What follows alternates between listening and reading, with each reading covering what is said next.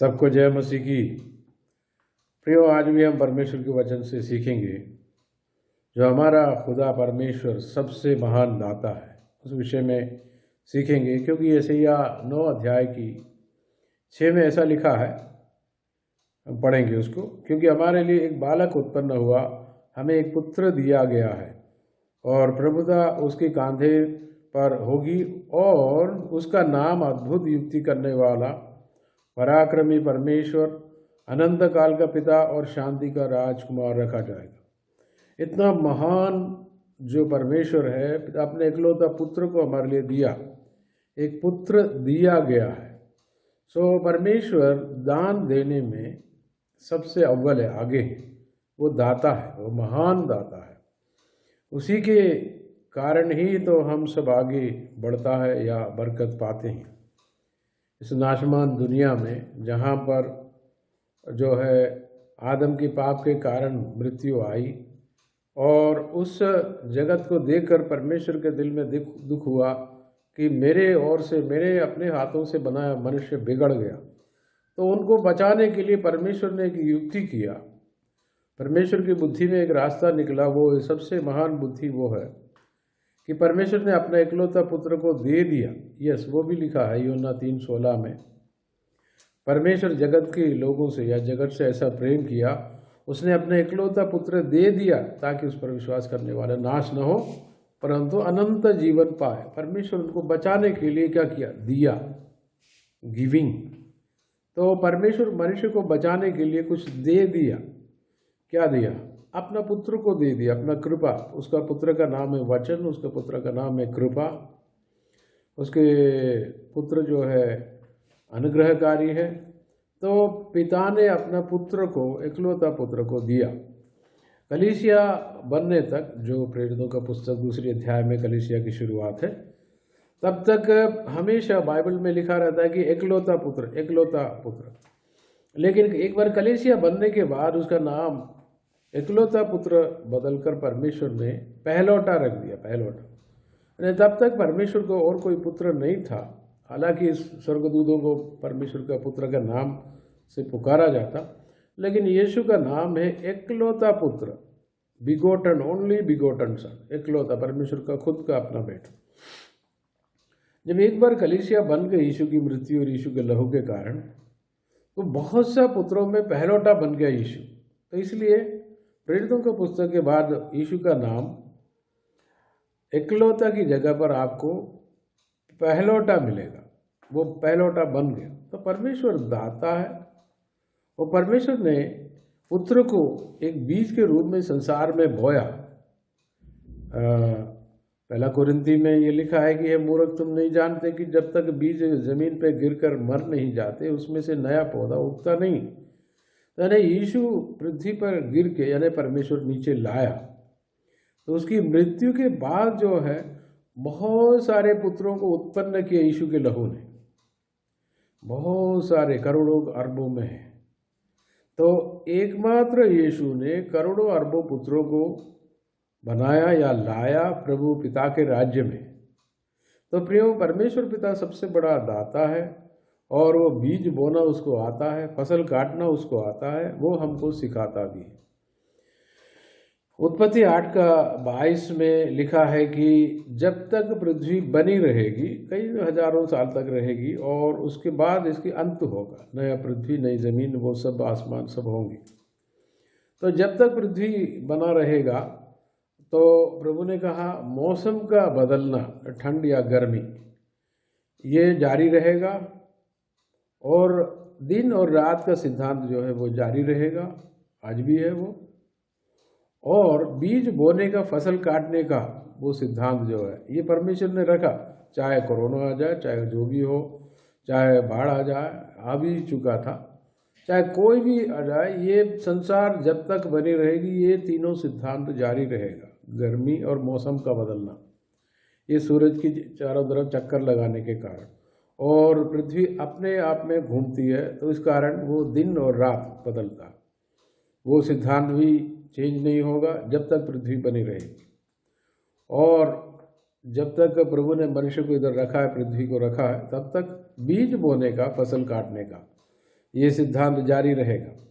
तो परमेश्वर बीज बोता है या देता है, सबसे अव्वल परमेश्वर है। तो हमें मालूम है यूहन्ना 3:16 में लिखा है कि परमेश्वर ने अपने इकलौता पुत्र को दे दिया ताकि बाकी लोग उद्धार पाए।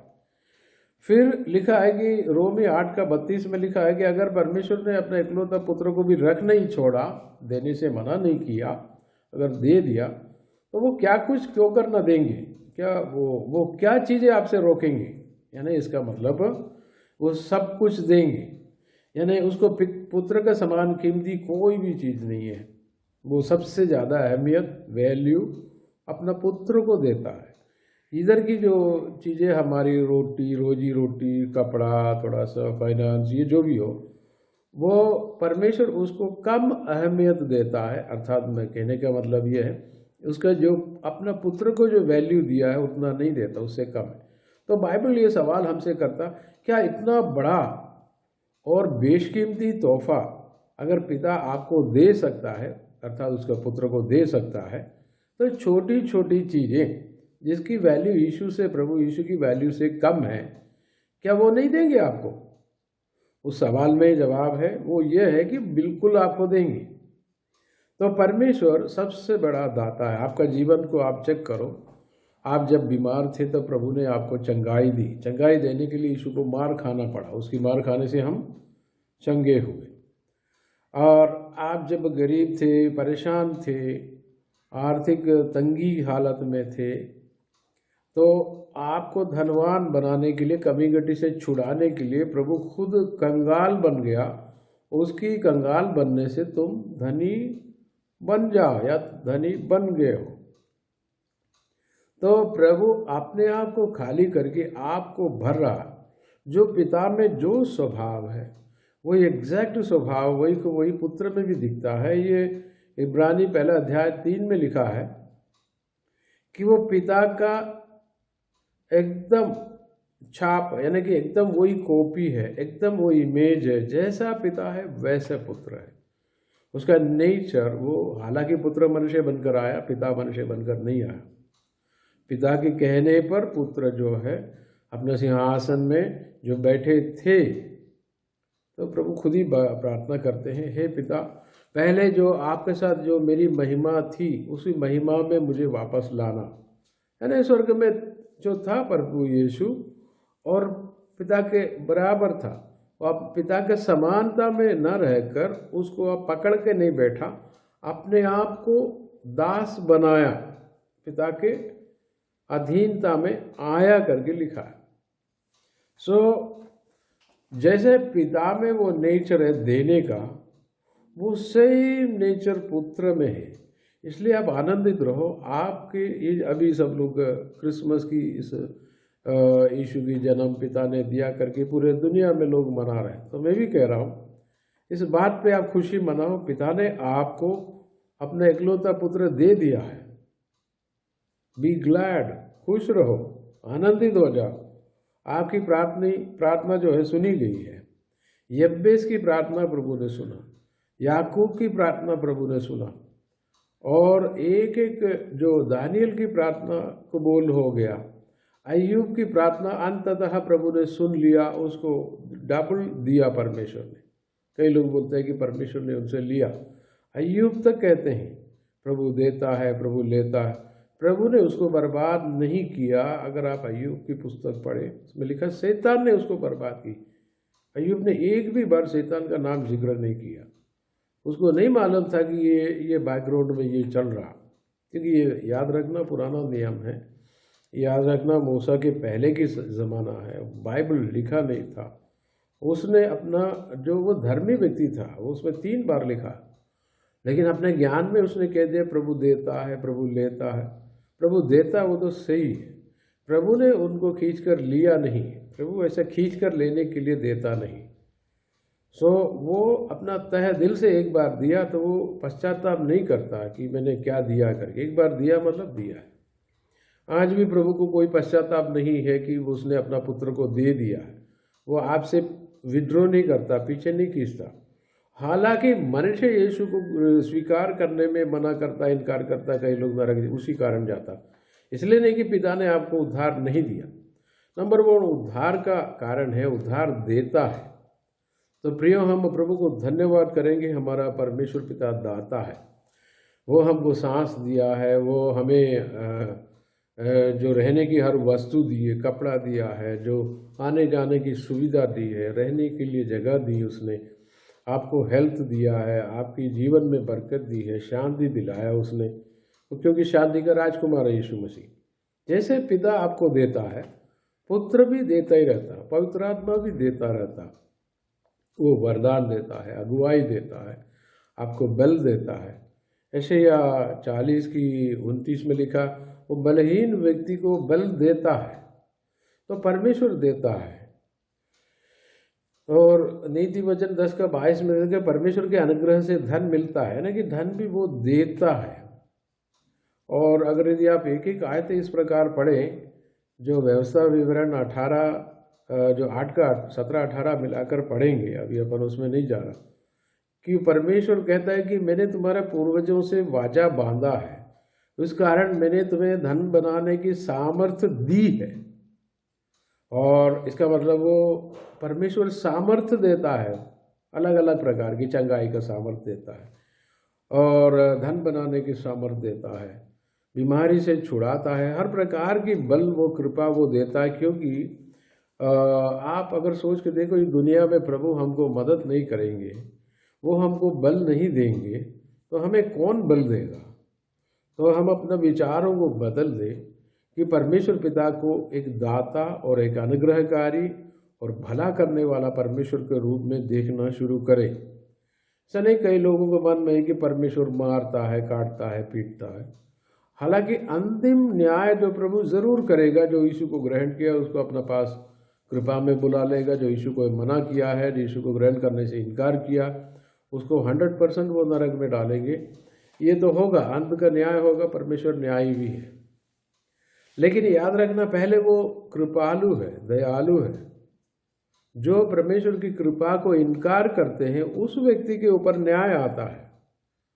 और अगर आप यूहन्ना का पुस्तक सुसमाचार 3 अध्याय को ठीक से पढ़ें, तो उसमें जो यीशु पर विश्वास नहीं करता, उनके ऊपर दंड की आज्ञा पहले से बनी हुई है, उसके ऊपर है। तो प्रियो, हम परमेश्वर जब देने वाला है, वो नेचर हम स्वीकार करें। कैसे? पहले रिसीव करना सीखें। और यब्बेस भी दुआ करता है, पहले इतिहास में 4 अध्याय में है ये, प्रभु हमारे इलाका बढ़ा दे। इलाका कैसा बढ़ता है? प्रॉस्पर होने की जो लोग बोलते हैं, कैसे? पहले आप भीतर से एक डेवलपमेंट होता है, प्रोग्रेस होता है, तरक्की करता है, तभी तो बाहर भी होता है। वो क्या दुआ कर रहा है? प्रभु मुझे आपसे ग्रहण करने की कृपा, अनुग्रह वगैरह, और वो कृपा हमको दे। प्रभु ने उस प्रार्थना को कबूल किया, क्योंकि वो सही प्रार्थना था। वो ये भी दुआ करता, पापों से मुझे बचा, तेरे हाथ मुझ पर रहे करके। ये सारी प्रार्थनाएं प्रभु को अच्छा लगा, कबूल किया उसने, उनको उत्तर दिया। वो बहुत महान व्यक्ति हो गया, प्रतिष्ठित हो गया। एक शहर का नाम तक यब्बेस रखा गया। और आप याद करना कि परमेश्वर आपसे, मुझसे इतना प्रेम करता है, प्रेम करने के तुरंत बाद उसने अपना पुत्र को दे दिया। और मनुष्य को, उत्पत्ति की पुस्तक 1 अध्याय पढ़े तो मनुष्य को बनाने के लिए, बनाने से पहले इंतजामत किया उसने, पौधों को बनाया, मनुष्य को रहने के लिए गार्डन बनाया, आदम को रखने के लिए वाटिका बनाया, एदन वाटिका, सब बनाने के प्रभु का दिल नहीं भरा। 14 दिन में प्रभु ने बहुत पेड़ पौधे बनाया, तो भी मेरे बच्चों को देना है करके उसने 6वें दिन और अलग पौधे बनाया गार्डन में। आप उसको 1, 2 अध्याय स्टडी करके आप देखिएगा, तो आपको ये सब, प्रभु देने में माहिर है, आगे है, और उसका दिल नहीं भरता कि मेरे अपना बच्चों को इतना नहीं और मैं दूंगा। तो परमेश्वर के ये स्वभाव को समझना जरूरी है, परमेश्वर से रिसीव करना जरूरी है। कई लोग रिसीव नहीं कर पाते, तो वो इसलिए है कि परमेश्वर के बारे में ज्ञान जो है कुछ उल्टा पुल्टा रखते हैं। ज्ञान की कमी के कारण मेरे लोग बर्बाद होते करके लिखा। तो परमेश्वर के बारे में आप सोचते हैं कि वो अच्छा पिता है, और संसार में जो कोई बुराई होता है, ये सबके पीछे परमेश्वर नहीं है। परमेश्वर बुरा काम नहीं करता। मनुष्य की बुरी इच्छा और शैतान का काम दोनों मिलकर संसार में बहुत सी बुराइयां हैं। इस बुरे संसार में रहने के लिए आपके ऊपर बहुत कृपा चाहिए, तो इसलिए प्रभु दे रहा है, वो कृपा देता है। तो हम प्रभु के इंतजार में रहे, वचन में रहे, प्रार्थना में रहे, प्रभु से कृपा को ग्रहण करना सीखें। सबसे पहले देने से पहले लेना सीखें। जो आपके पास कुछ है तो तभी तो आप दे पाएंगे। और पिता का नेचर है देना, वो अपने बच्चों में वो नेचर आ जाता है। कुछ लोग कितना भी बोले वो लेने का केवल सोचता है, देने का नहीं सोचता। हाँ, ये बात सही है, पहले परमेश्वर से लेने का, रिसीव लेने का, ग्रहण करने का आप सीखें। सीखने के बाद हम दूसरों को देने का, या अच्छे क्रिसमस में परमेश्वर का महिमा देने का वो सीखें। जो कुछ लोग अपना मन का जो जितना नेगेटिव है वो ही बोलते रहते हैं, वो दूसरों को भी देते हैं। कुछ अच्छा नहीं होगा, कोरोना है, ये फिर आएगा, फिर होगा, बर्बाद हो। पिछली बार सबको प्रभु ने बचा लिया, फिर भी जो अगर ज़्यादा नेगेटिव बोले कई लोगों पर असर भी कर गया। तो याद रखें, हर बुरी परिस्थिति से प्रभु आपको बचाया, आगे भी बचाते रहेंगे यीशु के आगमन का तारीख तक, दिन तक। आगे का जो होगा अपन वचन से सीखेंगे। लेकिन आज हमें ये सीखना है कि प्रभु देने हारा है। एफएसी 3:20 में लिखा है, हमारे उम्मीदों से, हमारी कल्पनाओं से कहीं ज़्यादा अधिक परे, ऐसा कहीं से एक्सीडिंगली अबंडनली अबव ऑल, बहुत ज़्यादा वो देते हैं, लेकिन आपके विश्वास के मुताबिक। और जितना जो टंकी से जो पाइप के थ्रू आपके घर में पानी आता है, लेकिन कोई आधा इंची वाला पाइप लगाते हैं, छोटे वाला टोटी लगाते हैं। किसी के घर में थोड़ा 0.25 इंची वाला, 1 इंची वाला नल है, पाइप है, तो उसमें ज़्यादा पानी आता है। आपका ग्रहण करने की कैपेसिटी के आधार पर आपको मिलता है। ये कैपेसिटी को फेथ बोलते हैं, विश्वास बोलते हैं। तो सबसे पहले ये वचन सुनना अनिवार्य है कि प्रभु भला है, क्योंकि वह विश्वास सुनने से आता है। क्या सुनने से? वचन सुनने से। वचन बार बार आप चेक करें तो आपको समझ में, मुझको समझ में आता है कि प्रभु देने हारा है, और वह प्रभु से अनुग्रह प्राप्त करे। कोई धन या कुछ पैसा वो उसको आप सेकेंडरी रखो। सबसे पहले प्रभु से अनुग्रह प्राप्त करें, वो बरकत प्राप्त करने के साथ साथ बाकी सब आ जाता। पहले परमेश्वर का राज्य, उसकी धार्मिकता जब आप पूरा करते तो ये सारी वस्तुएं जुड़ जाता है। इंग्लिश में लिखा, it will be added unto you, आपके साथ जुड़ जाएगा, आ जाएगा। अविश्वास को दूर करना जरूरी है। ये चंगाई भलाई यीशु ने तो दी है। यीशु ने किसको मना किया चंगाई देने से? यीशु के पास आकर जो कोई मांगा, किसी को प्रभु ने मना नहीं किया।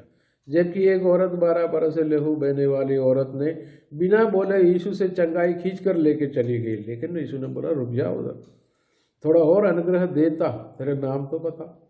और उसको सामने आया, वो कपकपी हो रही थी उसको, लेकिन प्रभु ने ऊपर से उसको और आशीर्वाद दिया, भले चंगे रहो, यानी आगे बीमार ना बनो। जितना शैतान ने तुम्हारी शरीर से जो अनुग्रह चोरी किया, ये भी लो वापस।